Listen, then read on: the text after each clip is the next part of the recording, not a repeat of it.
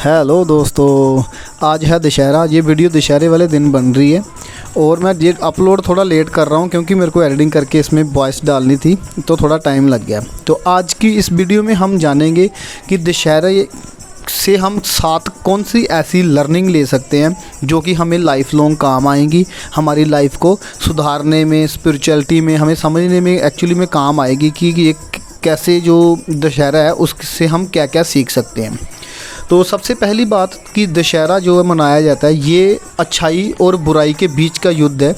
उसको ये रिप्रेजेंट करती है कि जो अच्छाई है वो जितनी भी वीक लगती हो, जैसे कि प्रभु श्री राम की जो लाइफस्टाइल को अगर आप पूरा ऑब्जर्व करोगे तो आपको नज़र आएगा कि उन्होंने बहुत ही मतलब कि कम अट्रैक्टिव लाइफ को बिताया।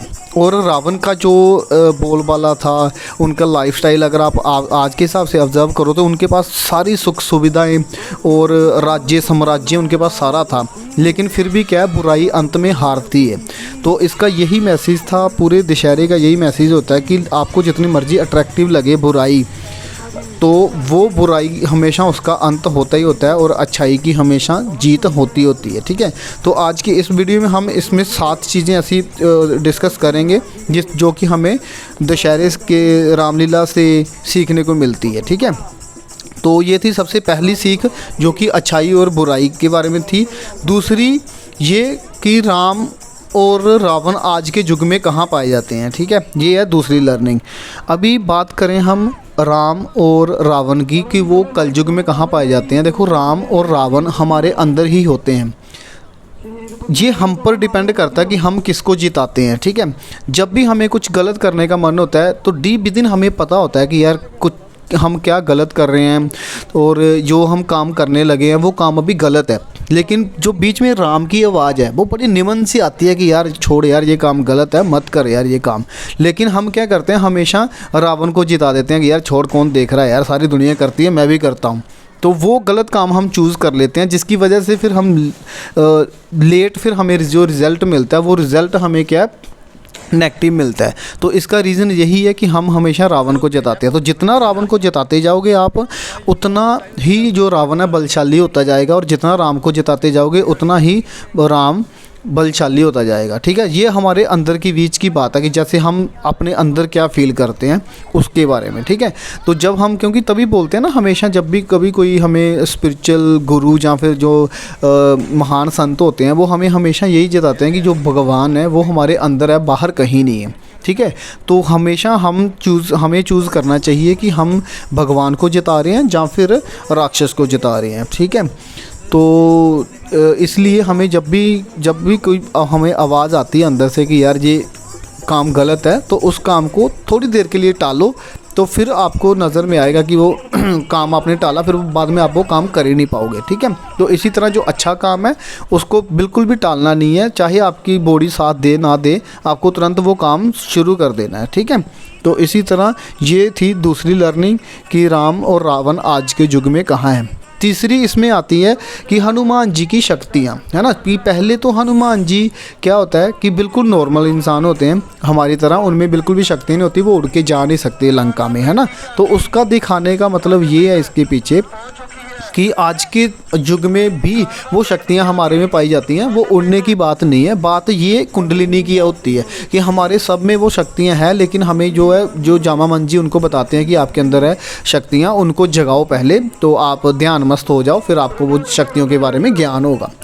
तो वो ज्ञान कैसे होता है कि आज के युग में अगर हम देखेंगे, जब हम स्पिरिचुअल साधना करते हैं तो फिर हमें समझ आएगा कि जो हमारे अंदर की कुंडलिनी शक्ति हैं उनको जगाना कितना ज़रूरी है। फिर जब हम वो कुंडलिनी शक्तियाँ जगा लेते हैं तो फिर उन कुंडलिनी जगाने के बाद क्या होता है कि हमें जो क्या बोलते हैं, जो हमारी शक्तियाँ हैं उसके बारे में ज्ञान होता है कि हमारे कहाँ कहाँ हमारे ब्लॉकेज है, कौन कौन से जो हमारे 7 चक्कर हैं वो कौन कौन से चक्कर के ब्लॉक होने की वजह से हमें क्या क्या प्रॉब्लम्स आती हैं, फिजिकली भी, मेंटली भी और इमोशनली भी।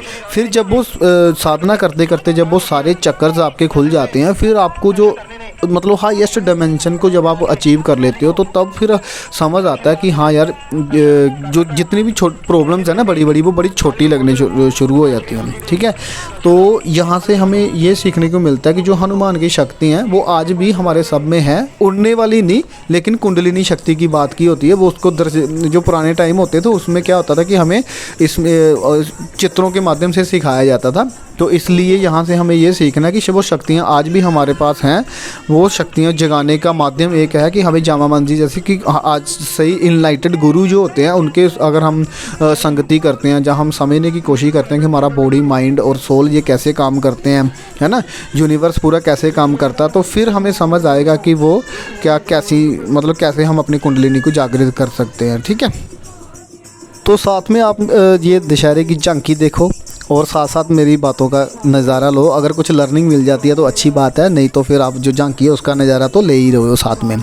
तो पहले तो हम लोग जैसे अभी बने हुए हैं राम, लक्ष्मण और सीता, हमारी वैसे कोई औकात है नहीं कि हम कभी भी किसी भगवान का रूप धारण कर सकें, जहाँ वैसा कर सकें, क्योंकि भगवान निर्गुण निराकार होते हैं, उनका कोई आकार नहीं है। तो इसलिए चलो ये चलती आ रही है प्रथा कि हम लोग करते हैं रामलीला, तो ठीक है हम लोग रामलीला के रोल निभा रहे थे, लेकिन मन में डीप विदिन हमें कभी भी ऐसी ईगो नहीं आ जानी चाहिए, या फिर कुछ ऐसा कि मैं बहुत इंटेलिजेंट हूँ, मैं ये कर सकता हूँ, मैं वो कर सकता हूँ। ये नथिंग है यार, ये चीज़ें सारी ना एंटी काम करती हैं। अगर स्पिरिचुअल में आपको क्या होता है कि हमेशा जो पात्र होते हैं ना उसी को मिलता है। तो भगवान जो देखते हैं कि कौन एलिजिबल है, उसी को मिलती सारी चीज़ें। जितने हम ज़्यादा ईगोइस्टिक होते हैं ना, जितने हम अपने आप को आइडेंटिटी ज़्यादा फील कराते हैं कि मैं क्या बोलते हैं बड़ा हूँ, या फिर मैं बड़ी कास्ट का हूँ, मैं ये हूँ वो हूँ, वो सारी चीज़ें हमें ये छोटा कर देती हैं भगवान की नज़र में कि मैंने इसको भेजा था एक यूनिवर्स का पार्ट बना के, लेकिन ये ईगोइस्टिक इतना हो गया कि मैंने उस घर में जन्म ले लिया, मैंने उस कुल में जन्म ले लिया, तो मैं बड़ा हो गया करके, है ना। तो जन्म और उससे कोई भी बड़ा नहीं होता, अच्छे कुल में जन्मने से कोई बड़ा नहीं होता, और हमेशा उन कर्मों से बड़ा होता है कोई भी इंसान। तो कर्म अच्छे करने पर फोकस रखो, फिर कर्म अपनी नज़र में सारे ही अच्छे करते हैं। किसी कोई चोर है ना, वो भी चोरी करता है तो उसको यही लगता है कि मैं अच्छा हूँ। तो कर्म अच्छे करने का मतलब होता है कि जो सच्चाई के लिए कर्म है, ठीक है, वो आपको पहले ये समझना होगा कि एक्चुअल में सच्चाई है क्या, और फिर वो सच्चाई की तरफ जो कर्म होता है वही अच्छे कर्म में काउंट होता है। बाकी सब चीज़ें तो हम ईगो में आके करते हैं। जो लगता है कि 99% लोग अगर गलत काम कर रहे हैं तो वो सबको लगता है कि वही सही काम है, तो वो काम सही में नहीं आते। जो सच्चाई को पाने के लिए काम है, जो सच्चाई की तरफ बढ़ने का काम है, वही काम क्या बोलते हैं अच्छे कामों में आता है। ठीक है, तो यही था। फोर्थ है कि भविष्य जी से हम क्या क्या सीख सकते हैं। भविष्य जी से हम ये सीख सकते हैं, नंबर 1 ये चीज़ कि एक तो आप किसी भी सोसाइटी में आप जन्मे हो चाहे रहते हो, है ना, चाहे आप राक्षस कुल में रहते हो, लेकिन वहाँ पे रहकर भी आप धर्मवान बन सकते हो, धार्मिक रह सकते हो। अपने जो क्या बोलते हैं, जिसको बोलते हो एथिक्स है, उनको ज़िंदा रख सकते हो। चाहे आपको पूरी सोसाइटी दबाए, चाहे आपको जो आपके ऊपर राज्य कर रहा है, माता पिता हो गए, सोसाइटी होगी, सारी चीज़ें, सारे लोग आपको वही चीज़ सिखा रहे हैं कि यार यही सही है, जो गलत है वही सही है। क्योंकि अगर हम वो गलत करना छोड़ दिया तो हमारा बोलबाला ख़त्म हो जाएगा, ये हो जाएगा, वो हो जाएगा, जैसे कि विभीषण जी ने किया। पर फिर भी उन्होंने अपना धर्म नहीं छोड़ा, तो उन्होंने अपना धर्म को कंटिन्यू रखा, और इतनी गंदी सोसाइटी में भी उन्होंने अपने आप को क्या बोलते हैं मेंटेन करके रखा उतना। तो जैसे वो राक्षस कुल में पैदा हुए थे, उनका जो सोसाइटी थी, एनवायरनमेंट था, आसपास सभी वही राक्षस जैसी बातें, राक्षस जैसा बिहेवियर, फिर भी उन्होंने क्या अपना जो इंसानियत है वो ज़िंदा रखा, और बाद में उनको अच्छा फल मिला, जैसे कि आप जानते हो रामायण में, है ना। 5वीं चीज़ इसमें हम ये सीखते हैं कि भाई और भाई का संबंध कैसे से होने चाहिए। इवन भाई और भाई के नहीं, मैं तो बोलता हूँ कि इंसान और दूसरे इंसान के प्रति कैसे से संबंध होने चाहिए। यहाँ से हमें ये भी सीखने को मिलती है। अगर आप ऑब्ज़र्व करोगे कि आज के युग में भाई भाई क्या करते हैं कि हमेशा कि मेरे को दे दो, मेरे को दे दो, मेरे को चाहिए करके हमेशा फ़ाइट करते हैं। लेकिन उस टाइम पे क्या करते थे कि तू राज्य ले करके, ये उनकी लड़ाई थी। लड़ाई उस टाइम पे भी थी, लेकिन लड़ाई किसकी थी कि तू राज कर, मैं राज नहीं करूँगा, है ना। तो आजकल का होता है कि मैं राज करूँगा। तो इसलिए फिर वहाँ से देखो कितना अच्छा रहा कि लॉन्ग टर्म में जाके कोई भी नुकसान में नहीं रहा। जिसने भी सही डिसीजन लिए उन्होंने फ़ायदा ही लिया, है ना। तो अगर वो सेल्फिश होकर डिसीजन लेते तो उनको युद्ध भी करना पड़ते और वो आपस में लड़ झगड़ के कितना उनका नुकसान भी होता और उनको हाथ में भी कुछ नहीं लगता। लेकिन जिन्होंने भी सही डिसीजन लिए उनको लास्ट में फ़ायदा ही रहा, उनका नाम आज तक चलता है ना। तो यार इसलिए ज़िंदगी में जो हमारे पास भी टाइम है ना, जीवन से लेके मौत तक हमारे पास सिर्फ टाइम है। वो टाइम को आप कैसे यूटिलाइज़ करते हो, वो टाइम में आप कैसे कैसे डिसीजन लेते हो। जब मुश्किल घटनाएं आपके सामने आती हैं तो जो घटना आपके सामने आई है उस पे आपका कोई नियंत्रण नहीं है, लेकिन उस पे क्या प्रतिक्रिया आप करते हो उस पे पूरा नियंत्रण आपके हाथ में है, ठीक है। तो हमेशा जो भी आपके सामने घटना घटती है या फिर आपके ऊपर कोई दुविधा आ जाती है, वो दुविधा आई उसमें आपका कोई कंट्रोल नहीं। उसके ऊपर क्या आप रिएक्शन करते हो, उसके ऊपर क्या बिहेव करते हो, आप गुस्सा करते हो या फिर आप टेंशन ले लेते हो, इमोशनली हर्ट हो जाते हो, वो कितना होते हो वो हर इंसान टू इंसान वेरी करता है। तो इसलिए बोलते हैं कि मैं एक बुक पढ़ रहा था, उसमें बोलते हैं कि एक इंसान क्या होता है कि 1 से लेकर 10 तक प्रॉब्लम्स को, फॉर एग्जांपल वो बताते हैं कि 1 से लेकर 10 तक आप प्रॉब्लम्स को नाप के चलो। तो आप माइंडली कहाँ स्टैंड करते हो उस पर डिपेंड करता है कि जैसे अगर आप फॉर एग्जांपल अगर किसी नॉर्मल इंसान को जिसकी कि 50,000 रुपये सैलरी है, तो उसको अगर 1 लाख रुपए इकट्ठा करना हो तो उसको 1-2 कॉल करना पड़ेंगे, तो वो नॉर्मली वो क्या करेगा 1 लाख रुपया इकट्ठा कर लेगा, है ना। तो वो अभी 1 लाख रुपए इकट्ठा करने की प्रॉब्लम है 5 नंबर की, और वो इंसान अपने आप को स्टैंड करता है 6 नंबर पे, तो उसके लिए वो बड़ी छोटी प्रॉब्लम होगी। लेकिन कोई इंसान जो दिहाड़ी लगाता है, जो गरीब है, बहुत पुअर है फैमिली से, बैकग्राउंड से, तो वो अब स्टैंड करता है 1 नंबर पे, तो उसके लिए 1 लाख रुपये इकट्ठा करना नेक्स्ट इम्पॉसिबल है। उसके लिए वो प्रॉब्लम होगी 5 नंबर की, तो वो उसको इतनी बड़ी आंकेगा, वो रोएगा दुनिया के आगे कि मेरे पे इतना बड़ा पहाड़ गिर गया, मेरे को 1 लाख रुपये कहाँ से इकट्ठा करूँ, बच्चे को ऑपरेशन कराना, जहाँ जो भी प्रॉब्लम उसको आई है। तो इसी तरह हमें क्या करना चाहिए कि अपने आप को हमें 10 नंबर पे कम से कम खड़ा करना चाहिए कि जितनी भी प्रॉब्लम है वो जिंदे इंसान को होती है यार, मरे हुए इंसान को क्या प्रॉब्लम, कोई प्रॉब्लम नहीं है ना। तो इसलिए प्रॉब्लम्स आ जाती है, कभी भी उस पर कोई हमारा कंट्रोल नहीं है यार। उसको बोलते हैं कि विधि का विधान, वो विधि के विधान होते हैं कि हमारे पे क्या प्रॉब्लम गिरी, लेकिन उसके प्रति आप क्या रिएक्शन करते हो, कैसा रिस्पॉन्स देते हो, वो पूरा आपके ऊपर कंट्रोल होता है। तो वहाँ पे हमेशा अपने आप को कॉन्शियसली ये समझ के कि अगर यहाँ पर भगवान होते तो वो क्या डिसीज़न लेते, वैसा डिसीज़न लेना, ठीक है। हम हमेशा 3 तल पे जीते हैं, एक तो बॉडी के तल पे, एक मन के तल पे और एक सोल के तल पे, आत्मा के तल पे, ठीक है। बॉडी की हमेशा जो नीड होती है वो होती है खाना और सोच और मैथुन प्रजनन, ये सारी चीज़ें बॉडी की नीड्स है, ठीक है। तो मन की नीड्स होती है, मन चाहता है कि मेरी प्रशंसा, प्रतिष्ठा, पद और ये सारी चीज़ें मेरे को मिले, मतलब मेरी प्रशंसा करे, कोई मेरी बुराई ना करे, है ना। ये सारी चीज़ें मन में आती हैं। और जो सोल होता है उसमें करुणा, दया, है ना, और क्या बोलते हैं करुणा, दया, दयालुता, फिर दान देना, ये सब चीज़ें, मतलब कि दूसरों की हेल्प करना, हमेशा अच्छा बिहेव करना, अच्छी लैंग्वेज बोलना, ताकि किसी को मेरे मतलब कि बॉडी से, मन से और बोली से कोई भी हर्ट ना हो। तो ये सारी चीज़ें सोल के डिसीजन होते हैं।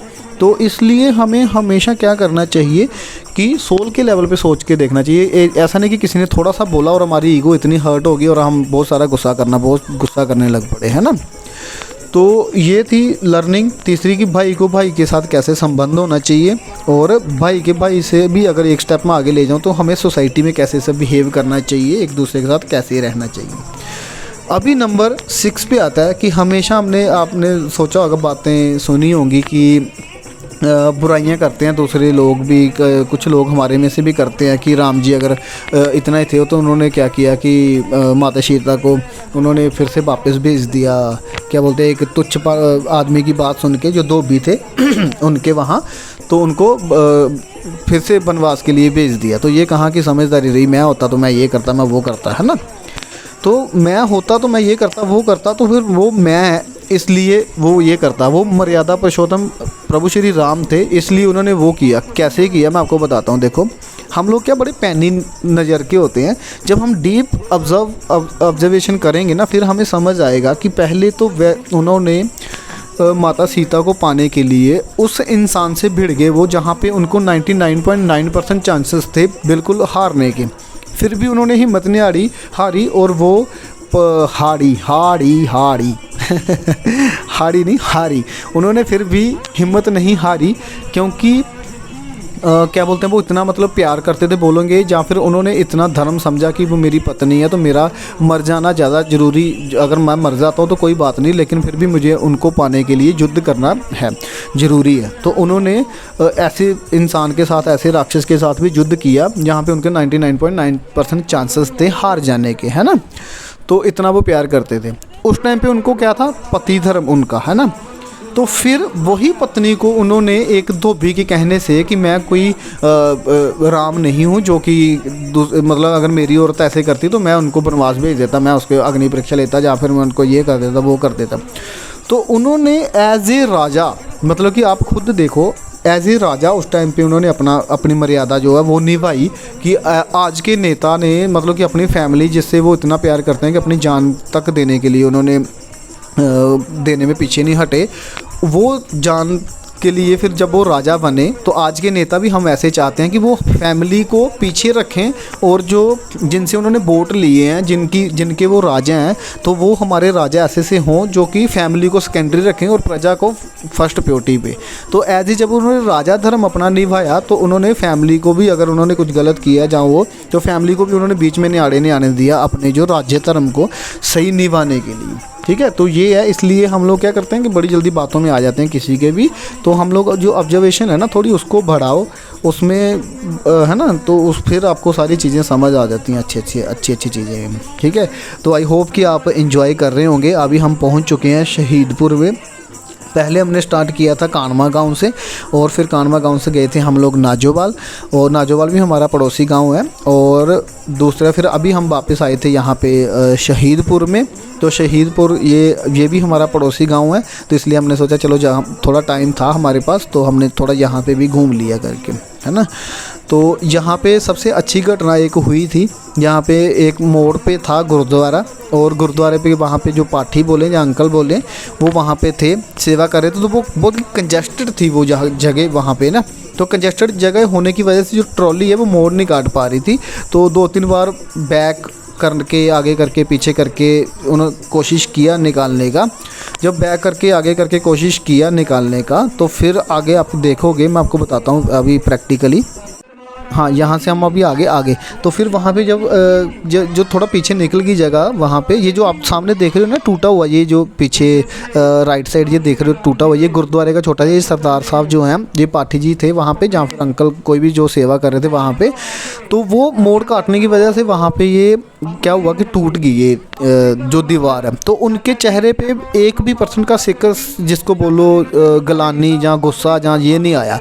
तो ये होता है कि आपके सामने घटना घटी, लेकिन आपने प्रतिक्रिया कैसे करी उस पर डिपेंड करता है। तो उन्होंने ऐसा अच्छा बिहेव किया कि कोई बात नहीं, आप ऊपर से घुमा के काट के करो करके उन्होंने खुद ही ट्रॉली यहाँ से निकलवा दी। नहीं तो अगर कोई बेवकूफ़ इंसान होता तो वो 1 सेकंड में लड़ना शुरू हो जाता। तो उस टाइम पे राम का बोलना नहीं बनता, लेकिन एज ए राम मैं जैसे बना हुआ था, तो मैंने क्या किया कि माइक पकड़ा और मैंने उनको अप्रिशिएट किया कि अंकल ये होता है एक्चुअल धर्मवान इंसान, कि आपके सामने ऐसी घटना घटी जहाँ पे आप प्रतिक्रिया कर सकते हो, और सारे लोगों ने भी आपका साथ देना था कि हाँ यही सही है, कि आपने कैसे ट्रॉली मार दी साथ में, आपको देखा नहीं, आप अंधे हो, ये है वो है, सारी दुनिया ने साथ देना था। लेकिन वो अंकल ने प्रतिक्रिया नहीं की, क्योंकि उनको भी पता है कि एक होता है गलती होती है जानबूझ के की हुई है, उस पर सज़ा हमेशा देनी चाहिए। लेकिन एक होती है क्या बोलते हैं मतलब कि ये एक गलती होती है, एक होता है अपराध, है ना। जो गलती अनजाने में होगी उसको गलती नहीं बोलते। एक होता है कि आपने जानबूझ के किया, तो जानबूझ के जो काम करते हैं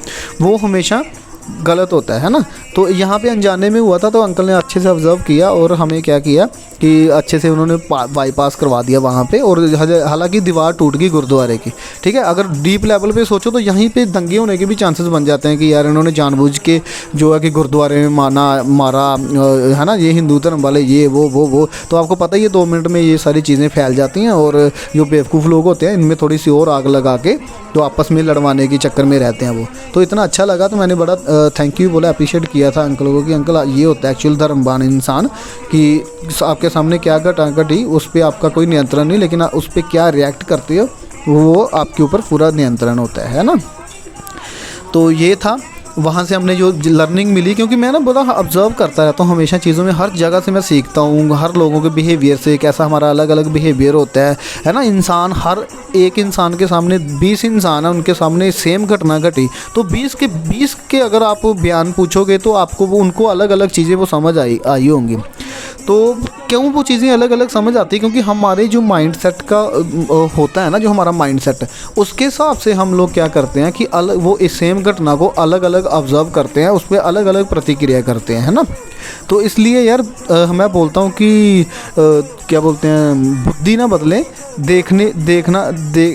नज़र ना बदलो, नज़रिया बदलो, ठीक है। हमेशा मैं बोलता हूँ कि नज़र ना बदलो, नज़रिया बदलो। जब नज़रिया बदलोगे ना तो बोलते हैं, गीता में एक चीज़ बोली जाती है कि यथा दृष्टि तथा सृष्टि। तो मैं इसमें और एक चीज़ ऐड करता हूँ कि जैसे हमारी दृष्टि होती है, ये संसार वैसा नहीं लगेगा आपको, ये वैसा ही है। तो जैसा संसार लगता है ना आपको, मैं बोलता हूँ वैसा ही है जैसा आपकी वो है, बुद्धि है जैसे आपकी, ठीक है। तो अपनी बुद्धि पे काम करो यार, बड़ा मज़ा आता है जीने में जब आप हमेशा पॉजिटिविटी देखते हो ना हर चीज़ में। कोई आपको गालियाँ दे रहा है, कोई आपको गुस्सा दिला रहा है, कोई आपके बारे में बुरा बोल रहा है, कुछ भी घटना घट रही है तो आप उसमें से ऑब्ज़र्व कर सकते हो कि इसमें भी पॉजिटिविटी क्या चीज़ है ना।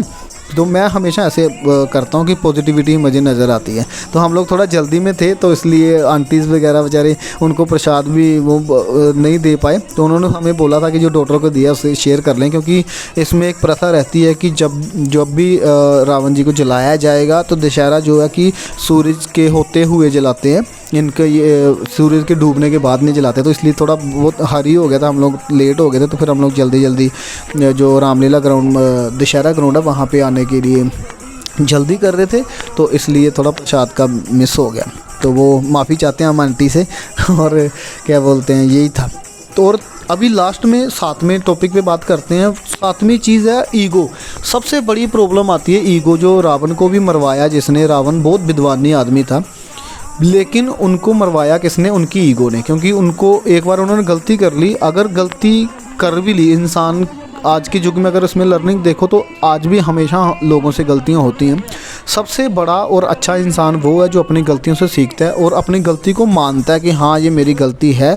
उससे बड़ा इंसान इस लाइफ में कोई नहीं है। वो अपनी गलती को मानता है और वो गलती पे क्या बोलते हैं, सॉरी फील करता है और आगे बढ़ जाता है ना। लेकिन ईगो क्या हुआ कि बहुत बार उनको गलती हुई। उनके मेघनाथ ने भी उनको बताया, कुंभकर्ण ने उनको बताया, भविष्य जी ने उनको बताया कि आपकी गलती है, कृपया मान जाएं, अभी भी मौका है, अभी भी है। प्रभु श्री राम ने रावण को इतने मौके दिए, उनको कितनी बार अंगद जी को भेजा, फिर क्या बोलते हैं हनुमान जी को भेजा था दूत बन के कि आप उनको बोलो कि अभी भी आपके पास टाइम है, आप शरण में आ जाओ। और जब शरण में आ जाओगे तो अभी भी आपके पास टाइम है, आप सीता को मतलब बाइज्जत वापस कर दो तो हम अभी भी आपको माफ़ कर देंगे। ठीक है, तो यही थी लर्निंग आपको आज के इस दशहरे से कि क्या क्या सीखने को हमें मिलता है यहाँ से दशहरे से।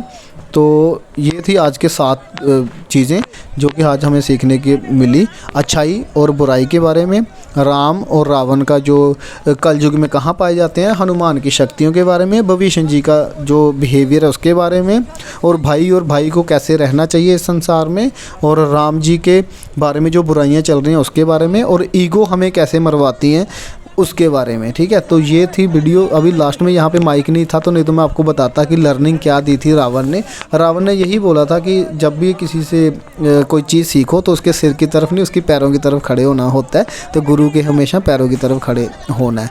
तो हम जल्दी में थे तो इसलिए जल्दी में क्या किया कि हमें दिन डूब रहा था तो जल्दी से जल्दी हमें दशहरा जलाना था।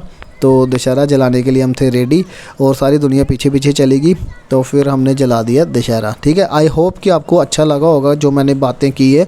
इसमें मैंने अभी 25 मिनट बोला, हो सकता है बीच में 1-2 वर्डिंग कुछ ऊंची नीची हो गई हो, तो उसके लिए मेरा कुछ ऐसा इंटेंशन नहीं है। मैं फ्लो में जो भी बोल दिया होगा उसके लिए मैं क्षमा चाहता हूँ। तो कुछ अगर आपको अच्छा लगा और लर्निंग जहाँ कुछ सीखने को मिला हो आपको अच्छी चीज़ें, तो आप नीचे कमेंट करके बता सकते हैं। और अगर ऐसी अच्छी अच्छी वीडियो मैंने पूरी रामलीला की 9 सीक्वेंस वाइज बनाई हुई हैं, पूरी 9 की 9 वीडियोस।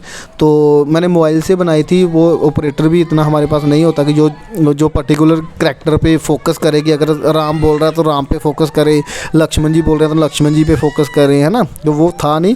तो आई होप कि नेक्स्ट ईयर अगर हम करेंगे तो नेक्स्ट ईयर मैं कोशिश करूँगा कि DSLR लेके, तो उसमें अगर मैं ऑपरेटर भी एक रख पाऊँ तो वो प्रॉपर वीडियो बनाएगा जूम करके, और उनको एक पर्टिकुलर जगह पे बिठाएंगे ताकि वो प्रॉपर वीडियोस बना पाए और जो कि आपको भी देखने के लिए मज़ा आए। तो यही था आज की वीडियो हमारी झांकी और दशहरे के ऊपर।